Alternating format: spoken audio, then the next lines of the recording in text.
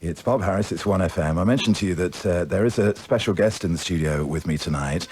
We'll be playing through some of his favourite records too, and talking about the band Marillion. Steve Hogarth is here, and we'll be chatting after this one, which will be the next single. It's called Dry Land.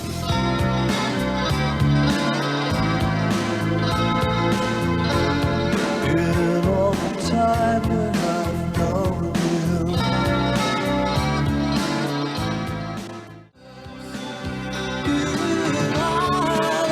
I can't sleep. Won't you speak to me? I'm on dry land, won't you help me? Please, I'm on dry land, won't you help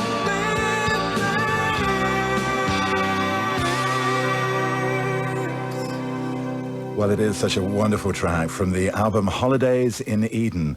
That's Marillion and Dry Land, and the man on lead vocals, Steve Hogarth, is with me in the studio tonight. Great to see you, Steve, I must say. Good evening, Bob. After what for you has been a busy day, I know, because you just come from doing the video for the song. Yes, heavens, what a day. We're busy rehearsing for our forthcoming tour, which starts next Tuesday, and we've got 1 day's rehearsals left, so the hysteria's really set in. And so I was singing for six or 7 hours today, and then I went straight over to a studio in Tower Bridge to do the final sort of vocal performance for the Dryland video, which I actually started 3 weeks ago in Iceland. They were dropping me on glaciers from helicopters and stuff 3 weeks ago. And then we did another one up in Yorkshire in Malham about a couple of weeks ago, and now this final one here. They had my head in a bucket as well, so that my hair would drip. So I look like I've been caught in a downpour. Who gets the ideas for the video? I mean, does the band sort of get the basic idea and work it out with the director, or is it the other way around? It varies. With Cover My Eyes, that happened. That was really my idea. That the whole idea of a virtual reality machine. And over the last few videos for this album, we've been establishing a relationship with a chap called Howard Greenall at Why Not Films, and he's made all 3 videos. And he's a northern lad, so we speak the same language. And he's a bit of a genius on the quiet, so the chemistry's there as well. So I had the idea for Cover My Eyes. No One Can was really all going on in Howard's head. Nobody knew how that would look until he turned up and delivered it. So we spent the whole time fretting and worrying about it, right up until the point we saw it, and then we loved it because it's so intricate. And this one, to be honest, there isn't that much of an idea really with the Dryland video. It's just based on really peculiar landscapes and a sort of very intense and maybe slightly peculiar, some would even say disturbing, vocal performance from myself, complete with drippy hair. Because in a sense, for a band, it's the ultimate television making a video, isn't it? Because absolutely everything is geared towards you and what you want. I suppose so. Yes, wonderful, isn't it? Yeah. We've been getting away with murder for the last couple of years. So how are you feeling at the moment on the threshold of the tour, Steve? I mean, you must be just beginning to feel excited about it now. Oh, I've been feeling excited about it for quite a while, to be honest. We've all been looking forward to it because we sort of live for the live shows, all 5 of us. And so, it's a cliche, but the time in between touring is sort of spent, part of it is just waiting, really. So it's going to be fantastic to get out on the road again. We don't feel like we're quite ready, but that sort of adds an element of edge to the whole thing. I mean, it usually takes 2 or 3 shows in a tour before you can honestly own up and say you know what you're doing and that you're no longer petrified, you're just scared. Do you still get nervous then? Yeah. Yeah, I kind of get tense. It's not as though I'm not one of those unfortunate performers who ends up, you know, in the loo being sick or anything. But I do get very tense and sort of a bit wired and more difficult to talk to. But it's all a bit random. Sometimes I have terrible attacks of nerves at the least likely shows. It's not necessarily the big shows or the high pressure shows that I get nervous. It just seems to strike me completely at random.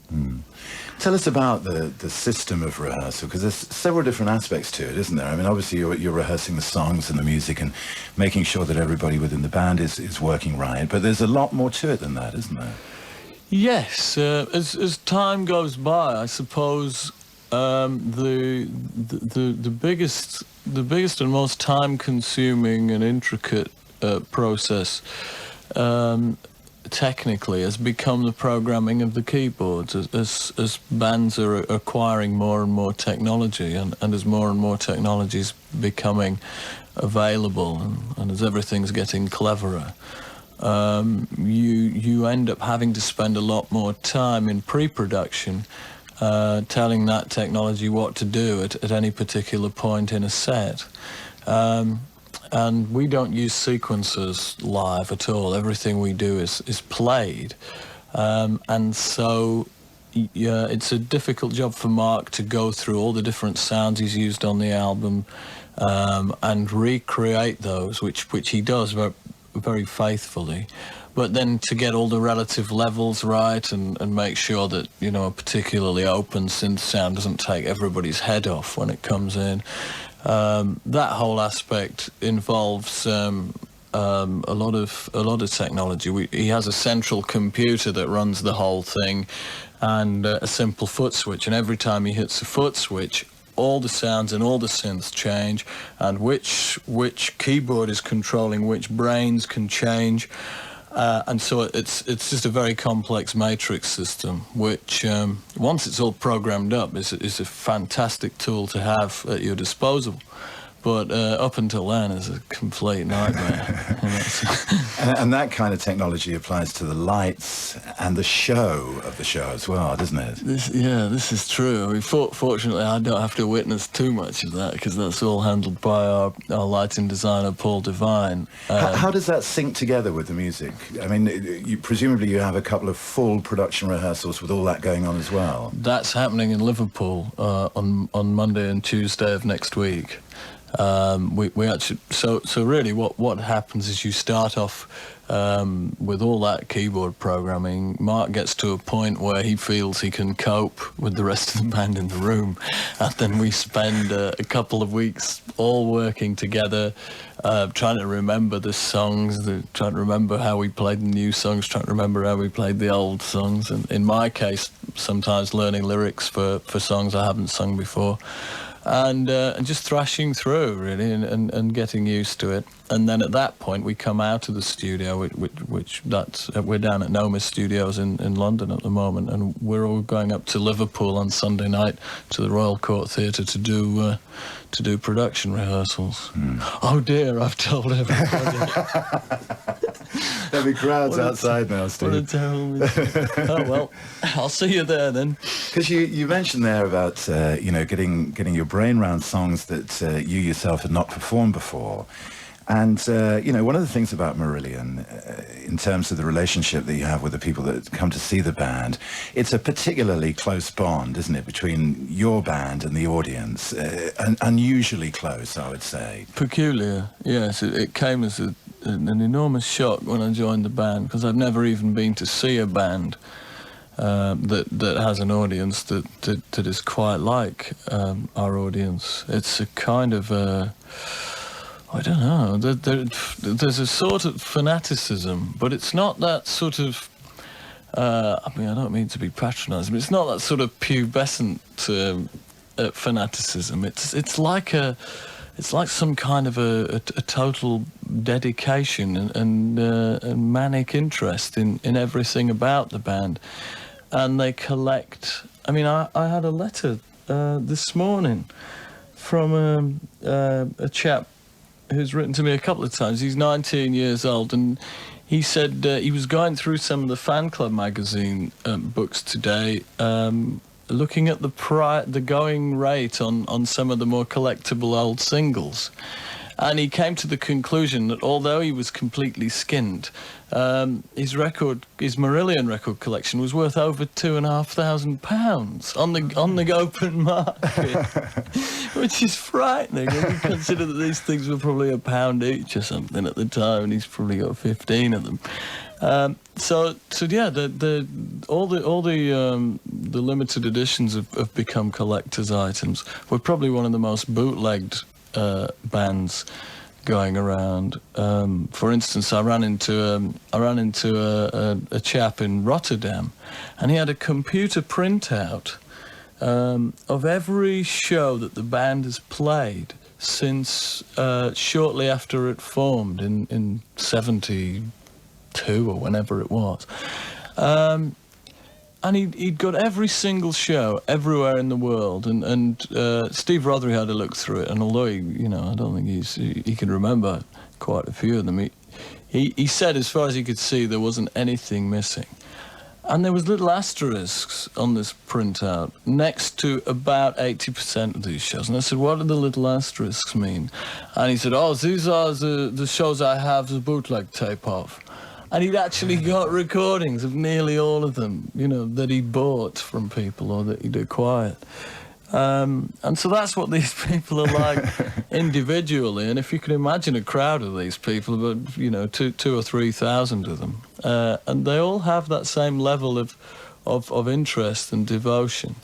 So the atmosphere is just incredible. When I started playing tracks on this program, Steve, from Holidays in Eden, it was lovely because people were simply calling up to say, thank you for playing Marillion, Very, very nice. They're a nice bunch. What I was going to say to you, though, too, was, obviously Fish had been established in the band for a long time before. It's been 2.5 years, actually, isn't it, since you took over the lead singer's microphone. And when we were talking a little while ago, I didn't realise it had been that long.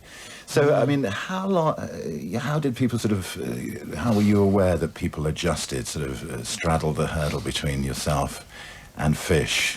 I didn't think anything about it until we came to tour. The process of writing Season 10 and recording it was very natural and a lot of fun, and we were sort of carried down the hill, if you like, just by the momentum of how straightforward and easy it all felt, and how well we were getting on. But of course, when we came to play live, then I suddenly thought, wait a minute, I remembered the position I sort of thrust myself into, and I started to worry about it. And I thought, okay, well, that's how it's going to be, and I'll psych myself down. I'm bound to get a lot of flack during this tour, and so I was mentally prepared for having to ride to ride a very rough ride, and it never happened, not once, which was so strange. The first time I got out in front of an audience at all was on a video shoot for Hooks in You, which was our first single from the last album, and we shot it at Brixton Academy, and we invited about 600 of the fan club members down. When these are the people to whom, of course, Fish probably meant as much as their mothers or fathers or more. And so I remember lying on a couch in the dressing room before I went on to do it, after they'd let the audience into the building. And I could hear all the sort of hubbub and the hullabaloo of them, and the sense of anticipation out there in the general crowd. And I was thinking, oh no, what are they going to do? And I got, and they were chanting my name, but I thought they were chanting for Steve Rothery. Obviously chanting Steve, Steve, Steve, and I just assumed it was him.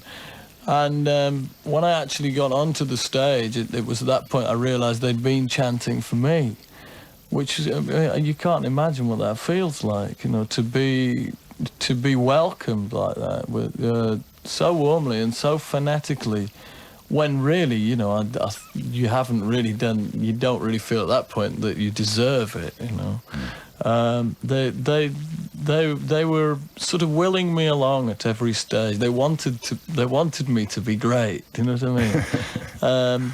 And that attitude seemed to recur everywhere we played in the world, not just here in the UK. We've got a great luxury tonight as well, Steve, because, you brought in some of your favourite records too. And, well, really, I mean, I'd like you to just choose from some of them as to what you'd like us to play. So set the first one up for us now. I'd love to. I think there'll be a few surprises. I won't be playing what you expect me to play, you lot. I'd like to start with one of my favourite lyrics of all time. This is Life's Been Good by Joe Walsh.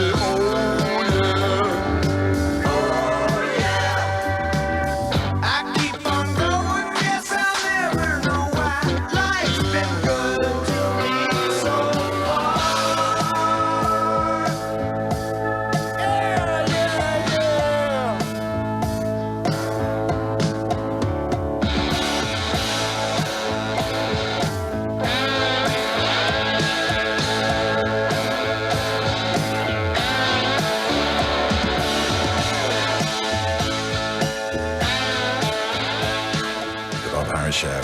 BBC Radio 1 FM at 14 minutes to 1 o'clock on this Thursday morning. Life's been good. Joe Walsh, the choice there is Steve Hogarth from Marillion, who's with me in the studio.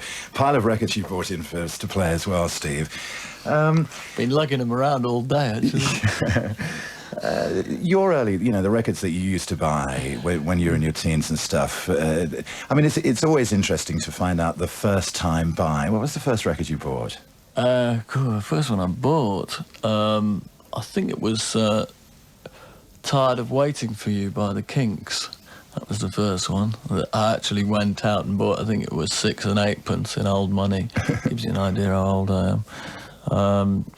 But the first record I had ever, that was bought for me, was bought Christmas when I was about, 6 years old or something. That was, what was it? Oh, it was She Loves You by the Beatles and Can't Buy Me Love. They were my two first 7-inches, and I got those along with this little record player, which was called a Pi disc jockey, and had sort of red sticky back plastic on it.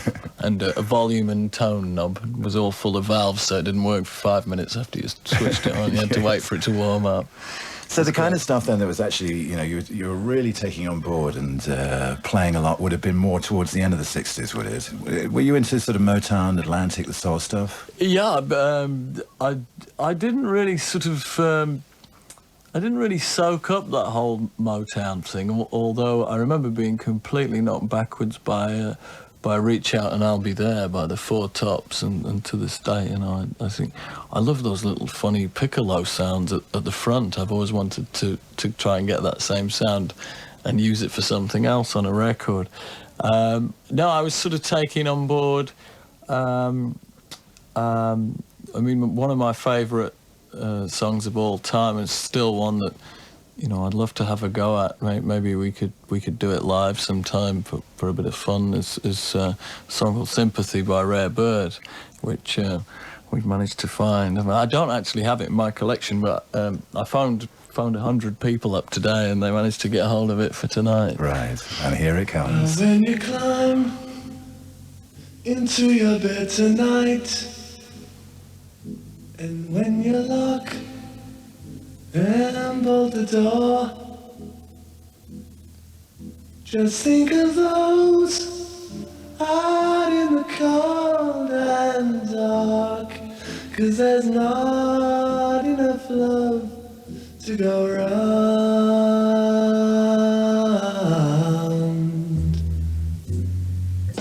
And sympathy is what we need, my friend. And sympathy is what we need.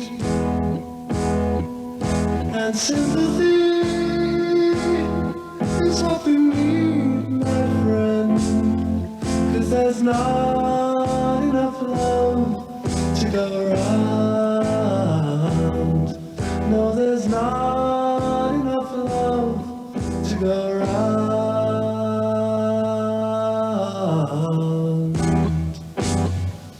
Now half the world hates the other half, and half the world has all the food, and half the world lies down and quietly starves, 'cause there's not enough love to go around.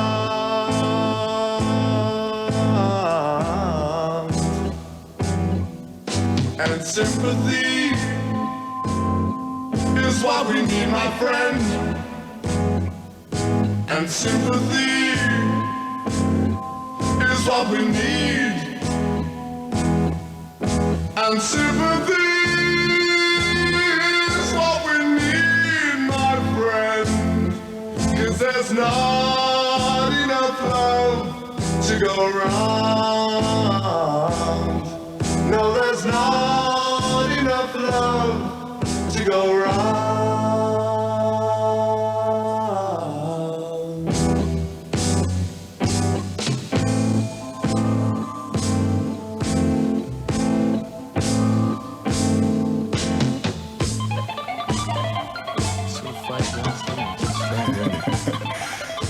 Steve Hogarth and Bob Harris, the co-DJs on Radio 1 FM. One of Steve's choices there. What a marvellous choice too. That's Sympathy by Rare Bird.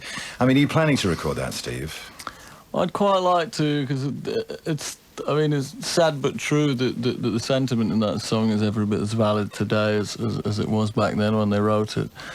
And I remember watching Live Aid and thinking somebody should have done that song. You know, that's the one song that could have summed up the sentiment of the day. And you know, I think that song just says it all, and I think it'd be a great song to do, and just to keep reminding people that very simple fact. How big is your record collection? It's not absolutely massive. I sort of lost a lot of them.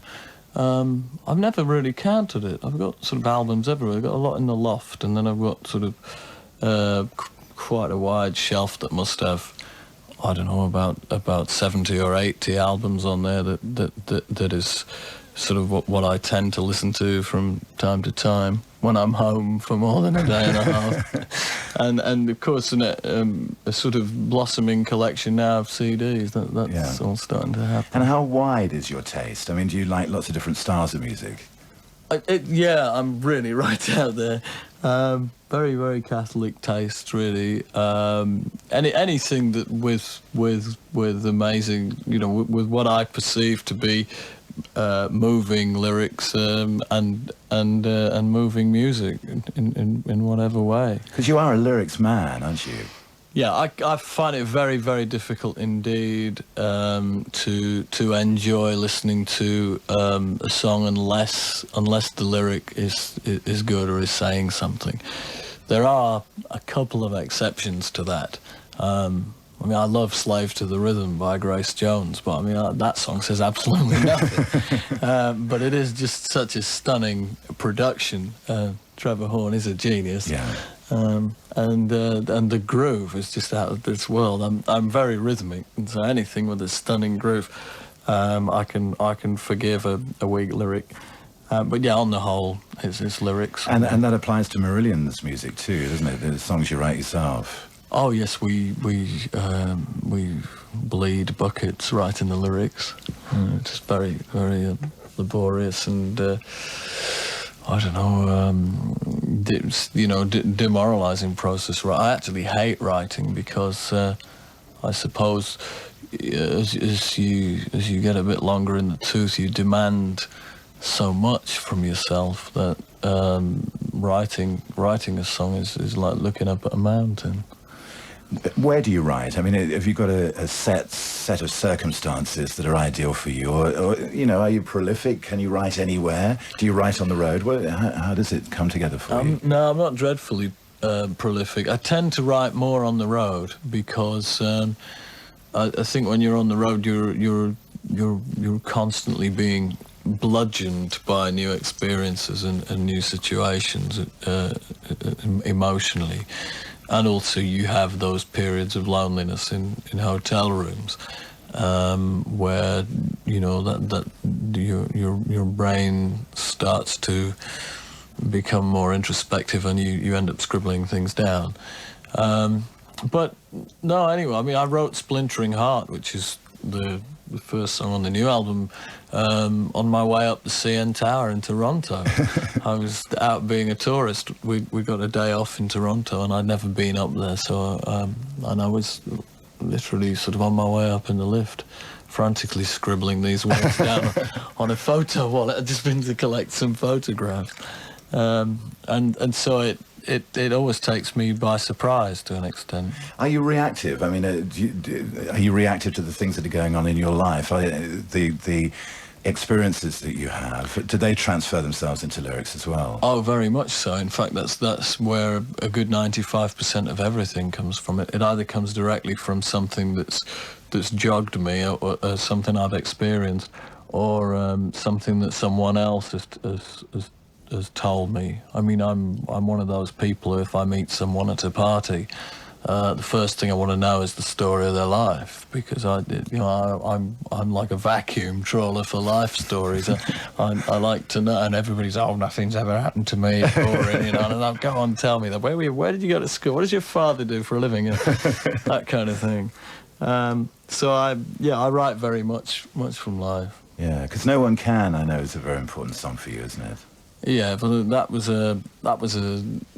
I was just missing my girls, really, and that all happened in a flash.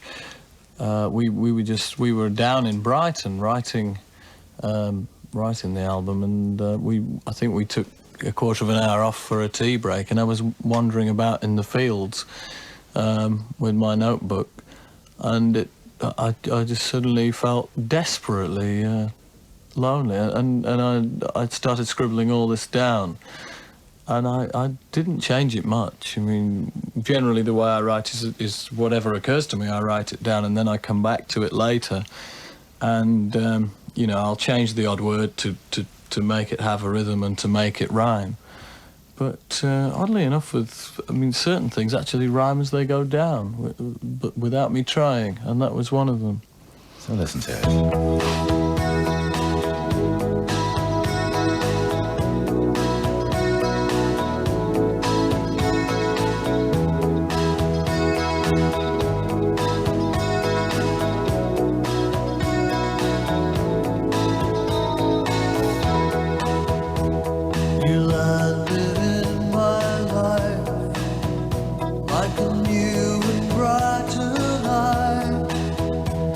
Made all my past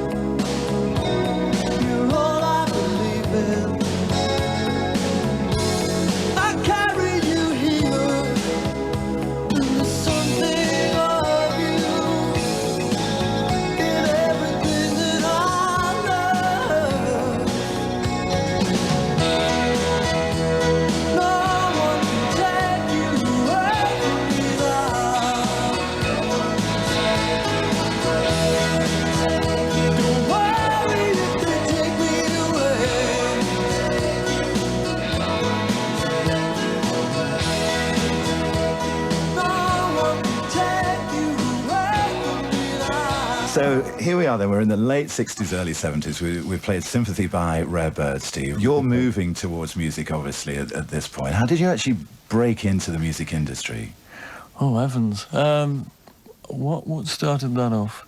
Well, I saw Deep Purple at Sheffield City Hall when I was about 15. I think that's what did it.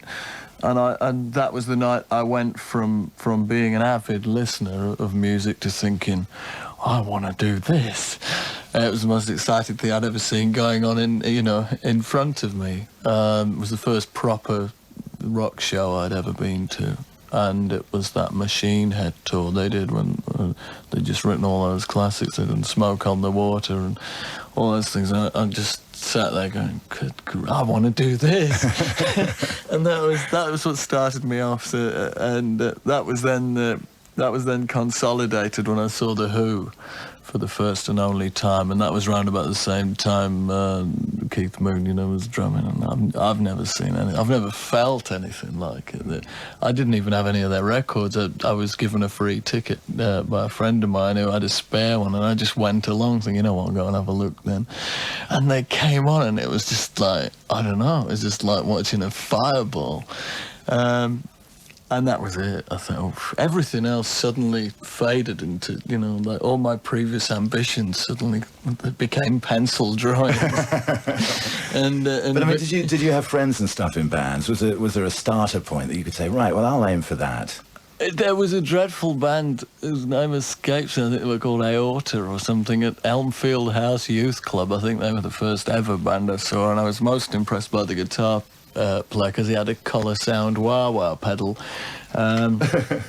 So I've become slightly more sophisticated since then. I can't get quite as excited by collar sound wah-wah pedals as I used to then. But yeah, that's sort of all that. And I remember David Bowie played Doncaster Top Rank when he did the Spiders from Mars tour, and I didn't go. And I've been kicking myself ever since. But I got into they have working men's club bands up there, which are basically, on the whole, bands with terrible fashion sense who wear terrible outfits and play covers of current chart material. Well, in those days, my fashion sense was really suitably bad, so I was all right in that area. But I always had a lot of trouble playing other people's music. I always wanted to write my own, so I used to write bad songs and go and play working men's clubs and get paid off, they call it. It was when they actually paid you to leave early. So a lot of that used to go on. Because the first time I heard you on record was How We Live, and prior to that, The Europeans. That's right. In both bands, you were working with Colin Waugh, whose songwriting I liked so much. I mean, he was one of the artists included on that Everybody's Got to Learn Sometime compilation that came out just recently, for the International Hostage release, yeah. And the song that he recorded for that album, I thought was really beautiful. I was surprised it wasn't a single and a big hit, to be honest. I only heard it once, but I heard it on the radio driving back from the pub in Oxfordshire while we were recording the latest album. And I thought, I know this song, because he was actually working on it just before we stopped working together. He came in one day and said, what do you think of this? And I said, I think it's great. And it was just on a Porter studio. He said, it's a song for John McCarthy. I thought, oh, what a nice thing to do. And I was really pleased when I heard that he'd actually got it beyond, just to sort of, things always start off as a romantic notion, but the hard part is making them real and getting enough people interested to make them, and to get an album like that together and then to manage to get the track on there. I was really pleased that he'd managed to do it. Yeah, I agree with you. I heard it on the radio and it just sounded wonderful. And I thought, he could have a big hit with this. Yeah, because with both bands, the quality of the music was good enough for you to break through with either of them, really, but neither of them did happen. And the Europeans in particular, it was the sort of one that got away, wasn't it? Yeah, a lot of people have said that. In our case, the record company split up before we did. I think that was part of the problem. We recorded one sort of fairly bad album called Vocabulary, and then we kind of grew up a bit and recorded a good one called Recurring Dreams. And as I say, the day the thing was released, A&M Records more or less split up for about a year, and that was the last of it. I still meet people who didn't even know it existed. Yeah, well, this is what we were missing.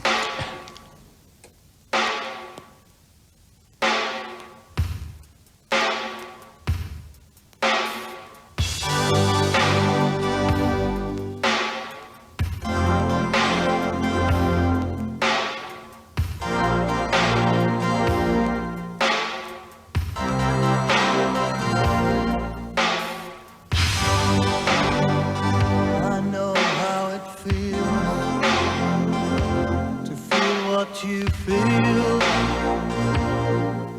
don't you worry, it's all right.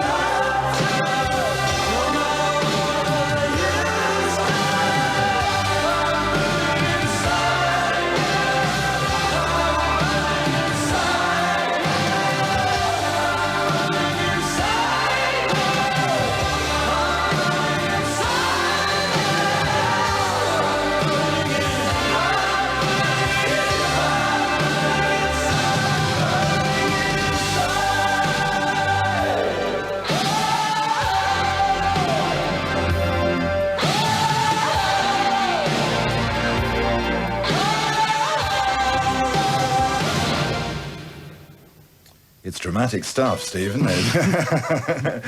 This is BBC Radio 1 FM. It's just coming up to 17 minutes past 1 o'clock, the Bob Harris Show. Steve Hogarth with me in the studio, and that from the band The Europeans. Steve in the band, along with Colin Moore, as we've mentioned, Jeff Dugmore and Fergus Harper. When does this date back from, then, Steve? I think that album was 84, was it, or 83? Yeah, I was just looking on the sleeve for the date of it. 84-ish, I think it was. It's a shame, isn't it, that it didn't... So then, you know, the Europeans just evaporated, really, and then How We Live started. Yes. With Colin again. That's right. I carried on writing songs with Colin after the band went separate ways. After much tearing out of hair, and I mean, we had Andy Partridge from XTC. He sent me a list of possible names, because I thought, who's the most creative brain in the UK? So I thought, Andy Partridge is a nutcase. And he was a friend of a friend, so I phoned him up and I said, you can't give us any ideas for names for bands, can you? And he said, leave it with me, I'll make you a list. And he came back and they were all mad. It was like God Grenade and just things you'd think, well, where's he coming from? So in the end, I didn't use any of Andy's suggestions, and I thought of How We Live, which sort of went down like a lead balloon with CBS, because I think they wanted us to call it something snappy, and How We Live was a bit conceptual, but we went ahead and called it How We Live. Because there's a version of Dry Land. In fact, it's the title song from How We Live album. That's right. It's a lovely version too. I'm going to play it later on in the programme, about an hour or two. Right. I'll put that on. But I just want to come back into the present and look ahead to the tour, Steve. And as you were saying earlier, it sets off in just a few days' time now. You've got your rehearsals, your final production rehearsals in Liverpool. How big a tour is it this time?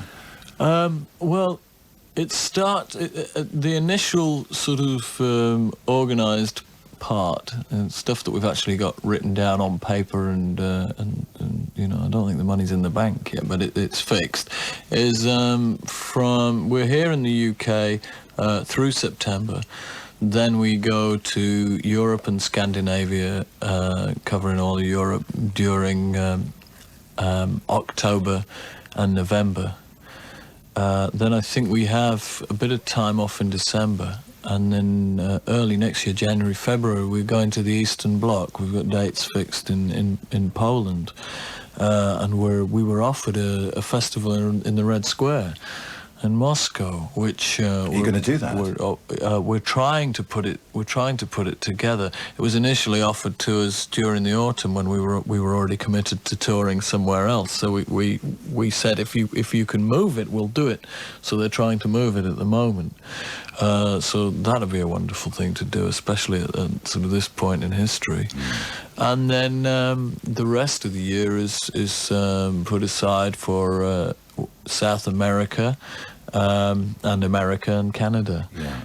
That'll take us up to, I say the rest of the year, up to the summer of next year, and then we'll probably come off the road in the summer and start writing the next album. Yeah, because America is still unconquered, really, as far as Marillion is concerned.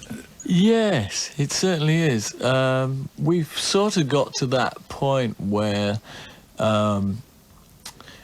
you know, we've had so many sort of record company executives kind of come to us and say, I don't think this music is right for the markets. And they're kind of, I mean, we've got to the point where we've done all we can do without actually changing the music, which is, you know, unthinkable. So I don't know. There is again a sort of avid and rabid following in the States. Although it's very small, but there's a sort of very small clubs full of like-minded people going crazy whenever we go there. But it's all happening on a much smaller scale. I don't know. I think it's, rather than us all become obsessed and think of America as some kind of a god that we have to kneel to, I think we're better to just get on doing what we're doing, because we are in the fortunate position where we can make a fairly good living and get by without America, you know. So yeah, it'd be nice to have a couple of million in the bank, you know. But you know, it's not a problem, to be honest. It affect us. Because I must admit I'm surprised that the band hasn't been bigger in the States, simply because the kind of music that you make, it seems to me that the American market, it's very, very radio friendly, you know. I mean, I'm really surprised that you haven't done better over there. Yeah, I mean, Are you?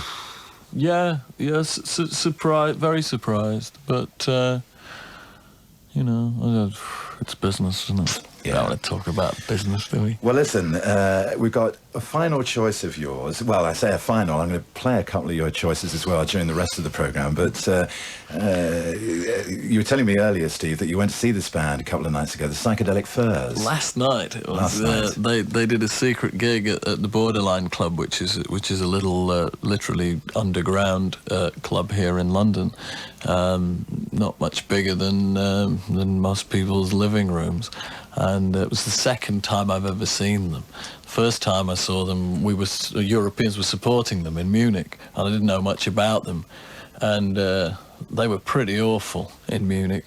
But there was something about them, and I've since become a big fan of the band. None of the rest of the boys in Marillion can understand it. I think I'm potty.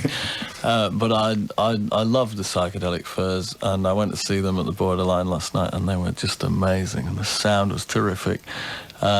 So I do wish them well. They've been through a few ups and downs, but I think they're still capable of surprising people. Yeah. Well, I wish you well, Steve, and the band too with the tour. Thanks a lot. Best of luck. I'm sure it's going to be fantastic. I'll be along at the gigs as well. Okay. And Holidays in Eden, of course, well, you know how much I enjoy playing the album on the radio. And just good luck for the future, and thanks for your music choices, and thanks for being here tonight. It's been a great pleasure. Okay, Thank you. here come the Psychedelic Furs.